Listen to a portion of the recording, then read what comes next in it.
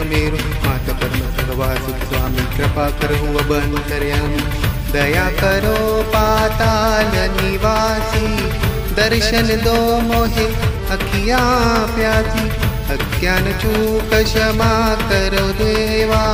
रख लो लाज सफल करो सेवा बीलट नाम जो मन से ध्यावे सब सुख भोग परम पद पावे श्याम देह सिंदूरसी अरुधरि तेज सौरू शांत देव मन शांति दे जय जय जय नागरो